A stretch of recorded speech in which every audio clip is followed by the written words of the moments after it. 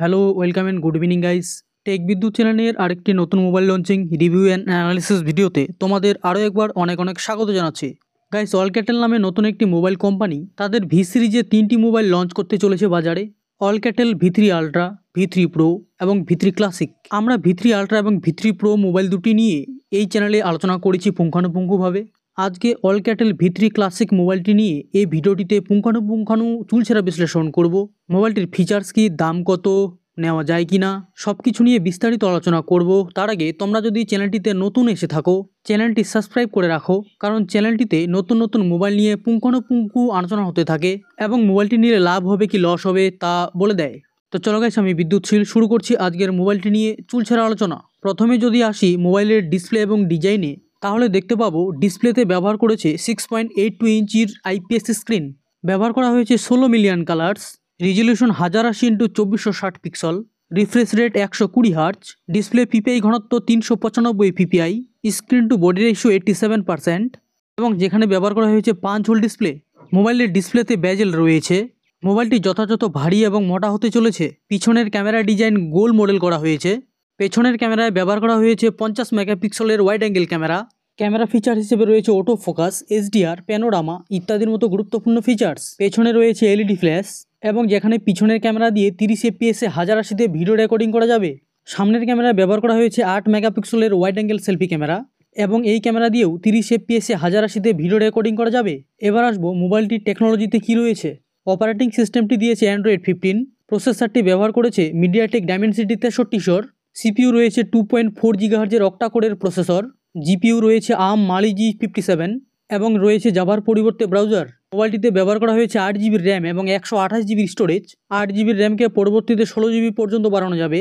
এবার আলোচনা করব মোবাইলটির কানেক্টিভিটি নিয়ে। মোবাইলটির কানেক্টিভিটি রয়েছে 5G ভোল্টি, সাথে পাওয়া যাবে 3G এবং 4G কানেকশন, সাথে দুটি ন্যানো সিম একসঙ্গে ব্যবহার করা যাবে মোবাইলটিতে।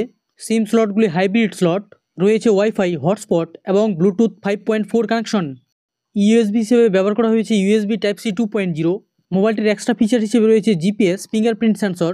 ফিঙ্গারপ্রিন্ট সেন্সরটি রয়েছে মোবাইলটির সাইড বাটনে। রয়েছে ফেস আনলক। মোবাইলটিতে অন্যান্য সেন্সরের মধ্যে রয়েছে gyroscope, proximity, accelerometer, compass, barometer ইত্যাদির মতো সব গুরুত্বপূর্ণ ফিচার্স। মোবাইলটিতে 3.5mm এর হেডফোন জ্যাক দেওয়া হয়েছে এবং সাথে রয়েছে NFC-র মতো গুরুত্বপূর্ণ ফিচার্স। মোবাইলটিতে FM রেডিও দেওয়া হয়নি, বাকি সব মাল্টিমিডিয়া মোবাইলটিতে রয়েছে। সবশেষে কথা বলবো মোবাইলটির ব্যাটারি নিয়ে। রয়েছে 5200 mAh এর ব্যাটারি, সাথে দেওয়া হয়েছে 18 ওয়াটের চার্জার। সব কিছু বিষয়ে আলোচনা করার পর এবার কথা বলবো মোবাইলটির দাম কত হতে পারে। প্রত্যাশিত করা হচ্ছে ইন্ডিয়াতে মোবাইলটির দাম থাকবে 14,000 টাকার মধ্যে, যেখানে বাংলাদেশে মোবাইলটির দাম থাকবে 20 থেকে 22,000 টাকার আশেপাশে। এবার কথা বলবো এই দামে মোবাইলটি নেওয়া যায় কিনা। মোবাইলের ডিসপ্লেটি যে খুব বড় তাতে কোনো সন্দেহ নেই, কিন্তু গাইস ব্যবহার করেছে IPS ডিসপ্লে। পিপিআই ঘনত্ব 395, মোটামুটি ভালো।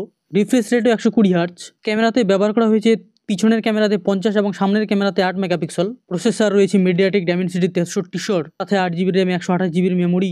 ক্যামেরার দিক থেকে দেখতে গেলে গাইস আমাকে একটু কম মনে হয়েছে, কারণ পিছনে একটি ক্যামেরা দিয়েছে মাত্র 50 মেগাপিক্সেলের। প্রসেসর ব্যবহার করেছে মাত্র মিডিয়াটেক ডাইমেনসিটি 6300, তাও আবার 2.4 GHz CPU মাত্র।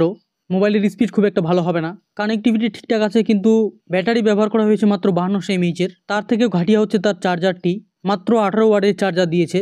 একে তো এটি নতুন কোম্পানির মোবাইল, তাতে সাধারণ মোবাইলের থেকেও কম কিছু ফিচার দিয়েছে ওই একই দামের মধ্যে। কোম্পানি কি দেখছে গাইজ, ভরসা জাগাতে গেলে সাধারণ মোবাইলের থেকে বেশি ফিচার্স দিয়ে বিক্রি করতে হবে তাদেরকে কম দামে। এইসব কোম্পানি ভারতীয় বাজার ধরতে পারবে তো? আমাকে বললে মোবাইলটি তো আমি ডাইরেক্টলি না করে দেবো। বাকি মোবাইলটি নেবে কি নেবে না সেটি তোমাদের ইচ্ছা, তোমাদের উপর ছেড়ে দিলাম। মোবাইলটি লঞ্চ হবে 27 তারিখ বেলা 12টায় ফ্লিপকার্টের উপরে। 3টি মোবাইল একসঙ্গে লঞ্চ হচ্ছে। ডেসক্রিপশন বক্সে লিঙ্ক দেওয়া থাকবে, তোমরা চাইলে চেক আউট করে নিও। আজকে এ পর্যন্তই, দেখা হচ্ছে এরপরের কোনো ভিডিওতে।